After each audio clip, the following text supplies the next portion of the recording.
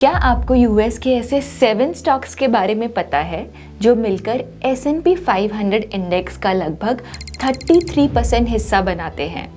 7 ऐसे स्टॉक्स जिनका total market cap as of दिसंबर 2024 18 ट्रिलियन से भी ज़्यादा था। यानी कि एक्सेप्ट यूएस और चाइना, किसी भी कंट्री की जीडीपी इन 7 स्टॉक्स की मार्केट कैप से ज़्यादा नहीं है। जी हाँ, हम बात कर रहे हैं मैग्निफिसेंट 7 स्टॉक्स की। आइए आज की वीडियो में जानते हैं मैग्निफिसेंट 7 के बारे में। मैग्निफिसेंट 7 स्टॉक्स का मतलब है दुनिया की सबसे बड़ी और पावरफुल टेक और इनोवेशन कंपनीज। ये हैं एप्पल, माइक्रोसॉफ्ट, अमेज़न, अल्फाबेट जो गूगल की पेरेंट कंपनी है, मेटा जो फेसबुक की पेरेंट कंपनी है, टेस्ला और एनवीडिया। ये कंपनीज अपने रिस्पेक्टिव इंडस्ट्रीज में लीडर्स हैं, जैसे एप्पल अपने आइकॉनिक आईफोन में, माइक्रोसॉफ्ट क्लाउड कंप्यूटिंग में, Amazon e commerce and AWS cloud services में, Google search engine and AI innovation में, मेटा सोशल मीडिया और मेटावर्स में, एनवीडिया AI चिप्स रेवोल्यूशन में और टेस्ला इलेक्ट्रिक व्हीकल्स और रिन्यूएबल एनर्जी में। Why are they called Magnificent 7?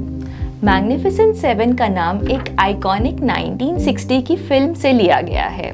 2023 में bank of America के एक एनालिस्ट ने ये नाम उन 7 कंपनीज के लिए यूज किया जो मार्केट की परफॉर्मेंस और ग्लोबल इकोनॉमिक ग्रोथ के सबसे बड़े ड्राइवर्स हैं।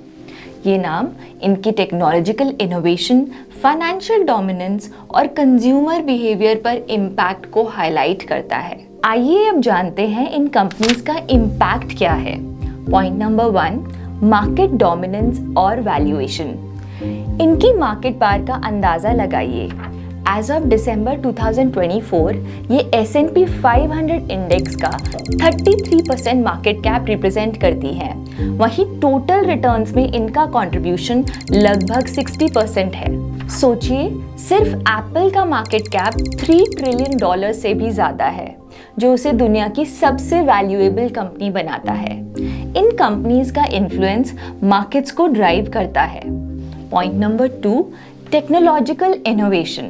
ये कंपनीज अपनी कटिंग एज टेक्नोलॉजी के लिए फेमस हैं, जो पूरी इंडस्ट्रीज को ट्रांसफॉर्म कर रही हैं।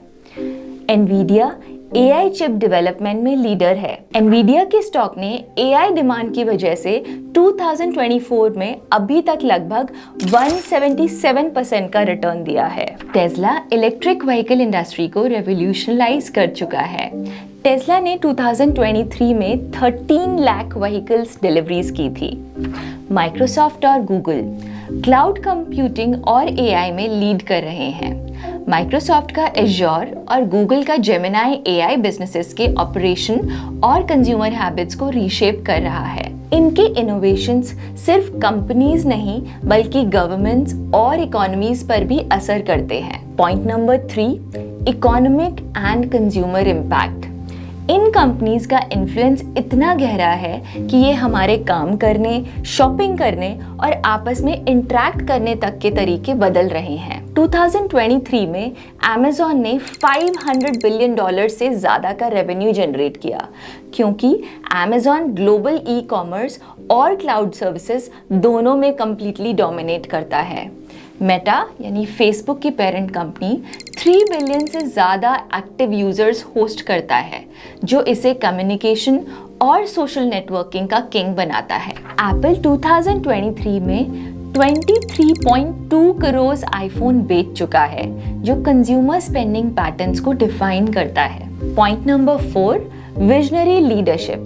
विजनरी लीडर्स जैसे टेस्ला से इलॉन मस्क, गूगल से सुंदर पिचाई और एनवीडिया के जेनसन हुआंग अपने इनोवेटिव आइडियाज और फियरलेस डिसीजंस के लिए प्रसिद्ध हैं। इलॉन मस्क ने ऑटोनोमस ड्राइविंग और EVs को रेवोल्यूशनलाइज किया है। सुंदर पिचाई AI और क्लाउड कंप्यूटिंग में गूगल को ग्लोबल सुपर पावर बना रहे हैं।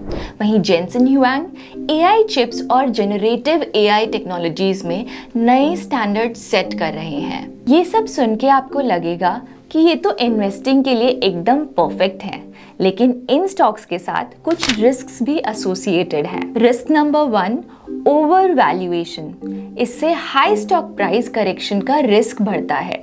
Risk number 2, concentration risk. अगर इनमें से एक या दो कंपनीज अंडर परफॉर्म करती हैं तो पूरा S&P इंडेक्स पर इम्पैक्ट पड़ता है। जैसे मेटा का मेटावर्स प्रोजेक्ट ने $13 बिलियन का लॉस हुआ था, जो इन्वेस्टर्स के लिए एक कंसर्न था। Risk number 3, regulatory scrutiny.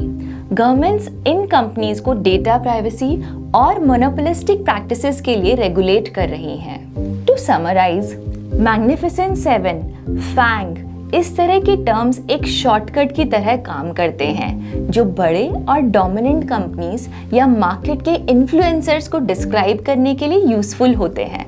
लेकिन एक इन्वेस्टर के लिए सबसे बड़ा सवाल ये होना चाहिए, क्या ये टर्म्स मुझे मार्केट को अच्छी तरह से समझने में मदद कर रहे हैं या फिर मेरी सोच को एक नैरो पर्सपेक्टिव तक सीमित कर रहे हैं।